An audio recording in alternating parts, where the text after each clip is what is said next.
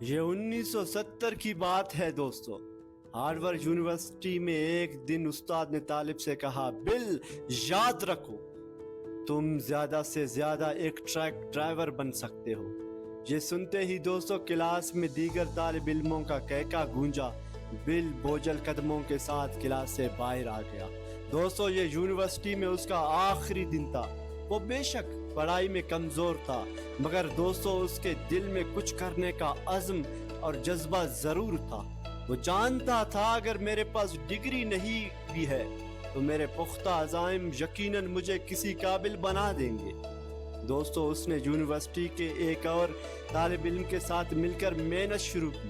وہ دنیا کے لیے کچھ نیا کرنا چاہتا تھا. اس نے بانپ لیا کہ آنے والا دور ٹیکنالوجی کا دور ہے. چنانچہ اس نے اپنے لیے ٹیکنالوجی کے میدان کا ہی انتخاب کیا. دوستو اپنی